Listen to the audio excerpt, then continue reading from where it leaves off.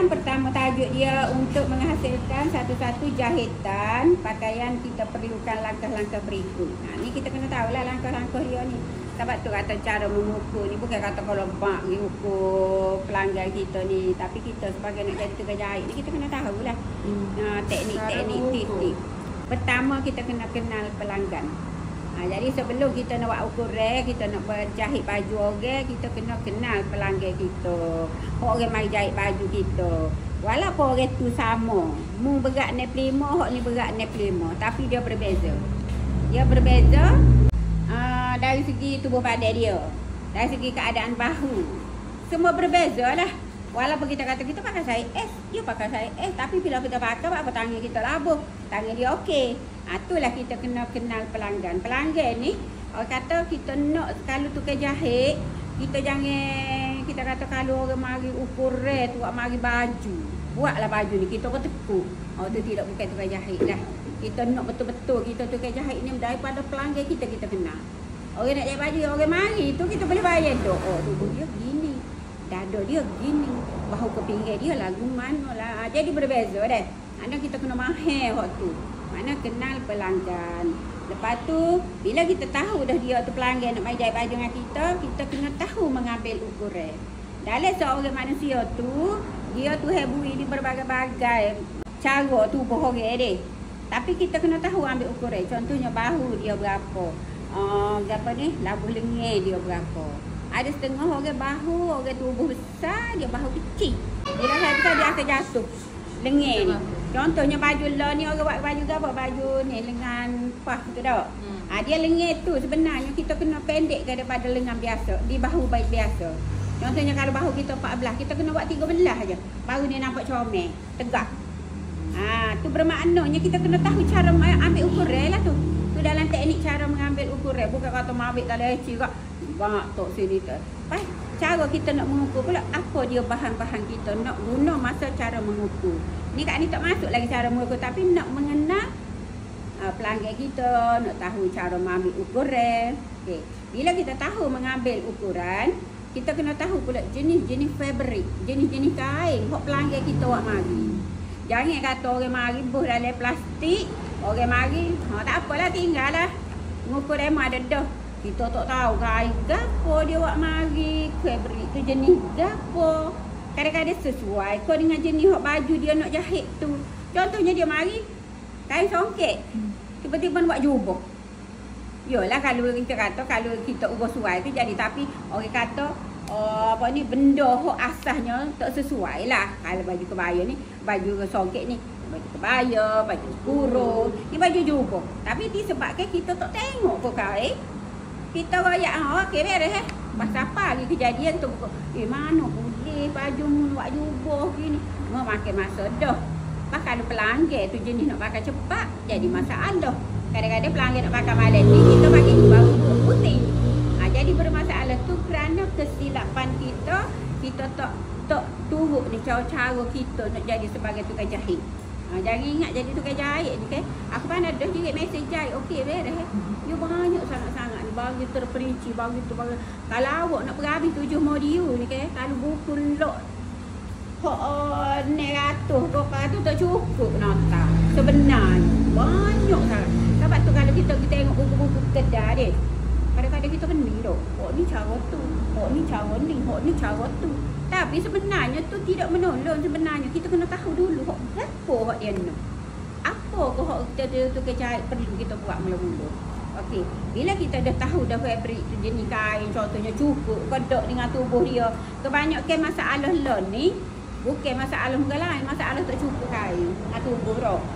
Kita tak tengok tak ke apa. Bila hari kejadian kita nak gunting, tiba-tiba kain tak cukup. Ya Allah, itulah memakai masa kita. Kok jadi stres, kadang-kadang jadi migraine pun ada.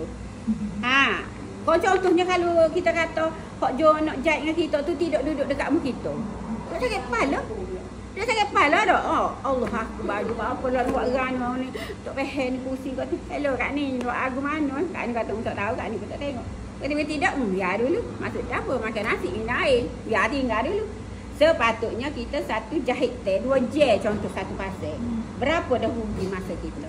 Nah, Tu bermaknanya kita kena betul-betul. Sebab tu Kak Ani tadi Kak Ani cerita dah. Kalau orang untuk macam hari raya lah ni. Kadang-kadang yalah orang kata Tuhan beri majlis hari raya, musim raya tu kita sebagai tukang jahit ni boleh buat dulu. Tapi kita kena kata ukur baju di badan sendiri. Siapa kau orang kata dalam sebulan raya boleh ambil 100%. Tak. Kak Ani jamai muda mula memek lah. 7% kita boleh jahit. Tak. Tapi jahitan yang pertama comel. Jahitan kedua pun comel lagi. Jahitan aku tengok tu belok sikit. Jahitan yang keempat tu terbalik. Jahitan yang kelima tu pusing tangan. Koh tu. Bermakna kita kata kita tidak guna masa ni betul-betul yang berkualiti. Kita kata kita nak buat kerja. Sebenarnya jahit ni kita kata kalau kita nak hok molek dah. Kita kata pagi sekali. Kalau kita betul-betul kita jahit tu jauh. Pagi betul. Kalau malam tu serah rajin tak buat. Kalau kita kata super gak jam kita kira je. Ni kat ni ayat dah. Upah baju kita sebenarnya bagi Kak Ani tidak berdasar ke pattern. Ada setengah orang kata, baju ni berapa upah? Siap tanya ni, hello Kak Ani berapa yang nak ambil upah? Sebenarnya upah baju ni atas kerja kita. Masa kerja kita. Contoh hari kerja pejabat 8 je ni. Dia bayar 8 je lah. Kalau bayar tambah sejil lagi, dia bayar suku. Begitu juga kita nak jahit baju. Kita jahit baju ni jangan fikir kau pattern. Kita tak tahu. Pattern ni kita ambil ngopoh lagu ni. Kena ke buat mari kayu hak payah? Kita ya dah ngopoh lagu tu. Kita kena kira masa kita bekerja. Kak ni kira gitu. Contohnya baju kurung model 40 riyal kita ambil upah. Dalam masa 2 jam kita siap. Kalau baju dia upah baju kebaya tiba-tiba 4 jam kita kena siap. Bermakna kita kena double. Kalau 40 jam, 40 riyal 2 jam, 20 riyal sejam. Kita buat kerja. Kalau baju kebaya kita boleh jahit 3 jam. Mana 60. Kalau pergi 4 jam, 80. Kadang-kadang kita orang tukang jahit ni terasa juga dia ada. Tapi kita kena berbincang dengan pelanggan kita. Lagu mana pattern kita buat kerja setahun ni.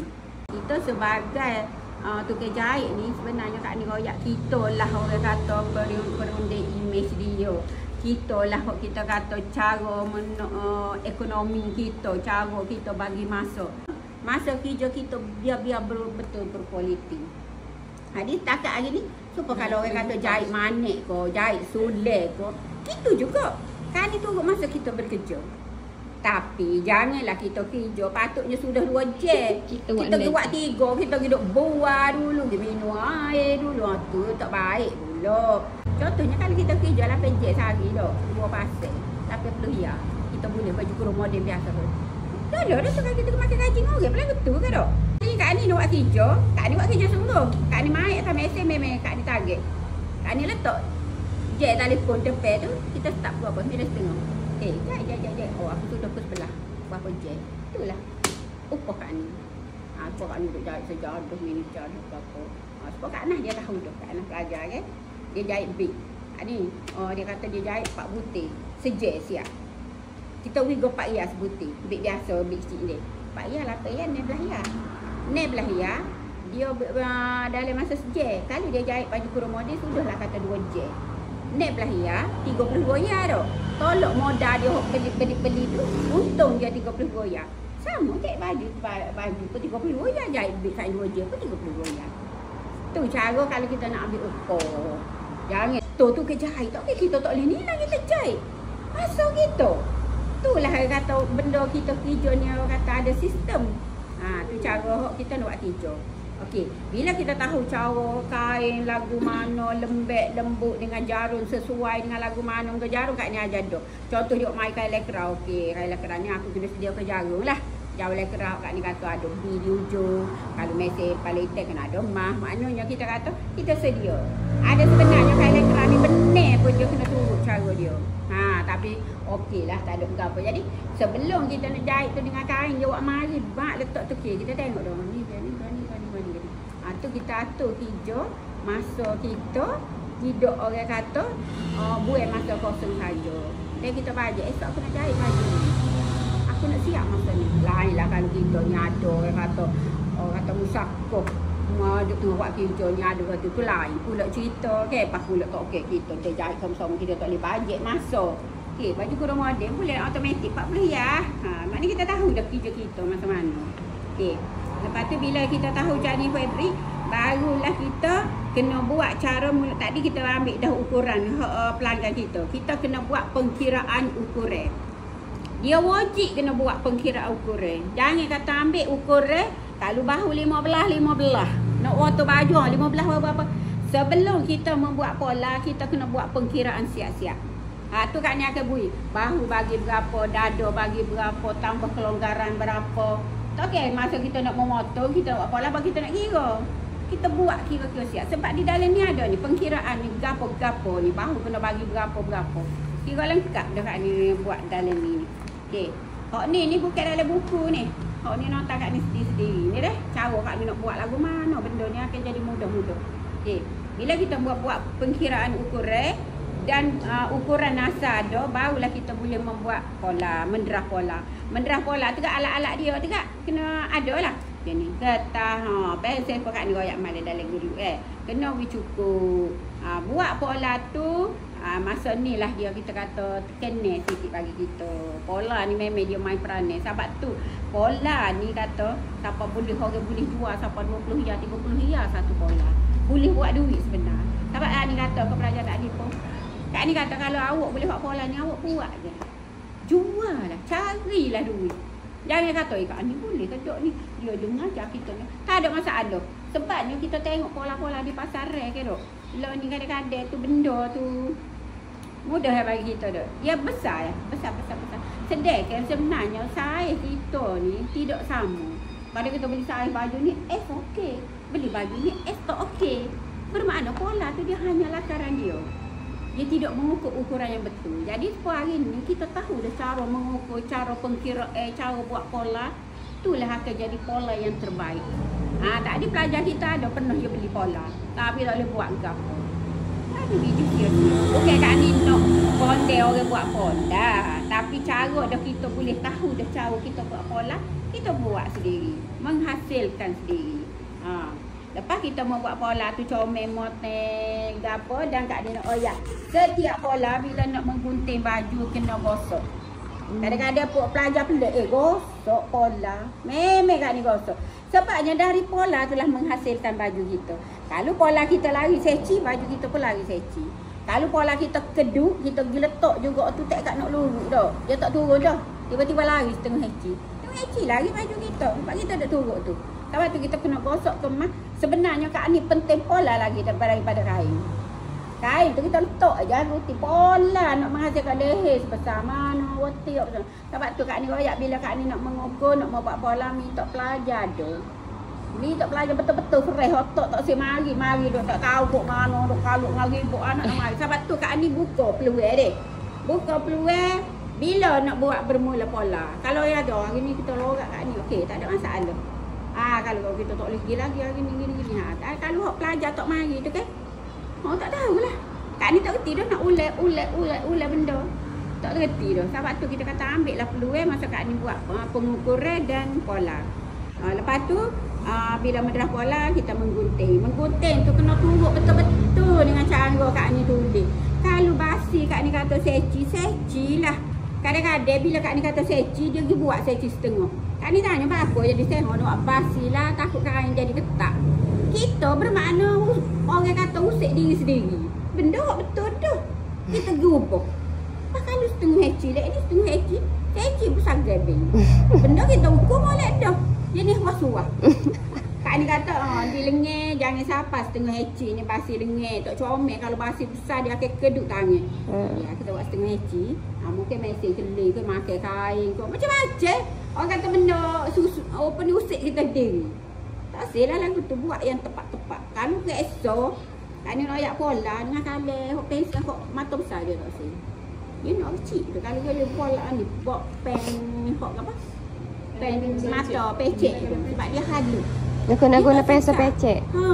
Pola ni kan ibarat kalau orang arkitek hari bangun ni. Kalau lari setengah heci lagi dah bangun ni. Terbalik. Walaupun setengah heci dia.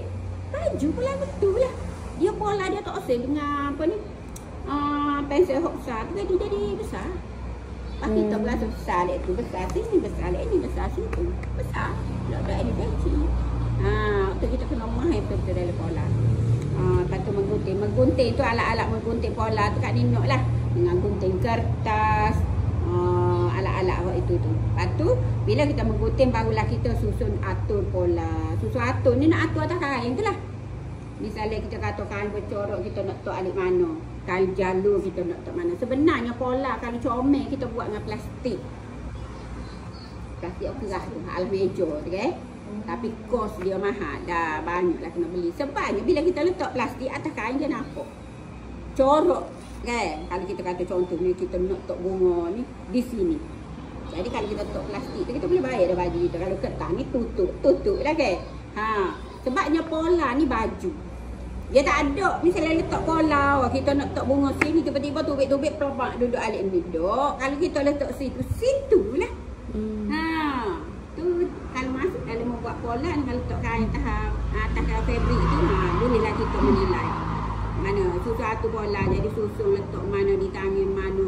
Sebab tu di pola kat ni nak setiap pola tanda bahagian hadapan, garis tengah belakang, garis tengah depan, luas ketiak, labu lengan, lapor keping. Contohnya labu lengan kena 2 keping, bahagian depan 1 keping. Tu nanti buat pola tu. Sebab tu kadang-kadang orang kata kita kat cek pola lah kau tak boleh ginya. Apa tak boleh ginya? Sebab kita tak pernah tahu benda tu. Sebenarnya kalau kita tahu teknik dia tu boleh manage awak boleh buat pola. Boleh buat duit. Jangan selalu fikir kita nak jahit baju nak wei kau orang jual. Pola pun boleh buat duit. Nak wei ni kita nak buat skirt ni dah. Contoh saya jual pola. Biar kita jual 5 ya contohnya 1 pola dah. Kena 10 orang beli. Tak 50. Contoh kat ni buat jarum ni. Jadi baru kita tahu gambar orang tak tahu nilai jarum. Sebabnya kalau kita beli mesin ni contohnya. Orang mesin kita royak. Goni ke apa. Dia tak royak terperinci. Sebab itu kat ni terperinci. Sebab tu kalau kita beli mesin kat ni royak lah. Mesin tadi bukan ni royak juga. Mesin ni kalau kita nak beli tak usah belilah second hand. Baik beli hok baru. Second hand ni kadang-kadang dok. Hok orang pakai tangan orang duk deh. Kadang-kadang kalau hok molek tak okey dia nak jual mesin mesti ada masalah. Lepas kita beli, bagi-bagi pun jahit molek. Tiba bulan ni, bagi-bagi habis 100. Bulan depan warna pula benih pula tak kait 100. Kita beli hak baru 1,800. Kita beli hak second hand 1,500. Pergi mari 3,000 buat beg ki hak orang tu. Baiklah kita beli hak baru gitu. Sebab kita nak guna sokmo. Okey. Lepas suatu pola barulah kita pergi ke memotong fabrik. Motong fabrik tu cara nak pergi gut ni lagu mana. Cara tangan kita nak tok atas pola nak jadi sterik kain tu lagu mana. Akan masuk ke masa menggunting. Banyak step. Kat ni tak akan royak masa gini. Awak pun tak tahu ke apa. Jadi satu step kat ni akan royak.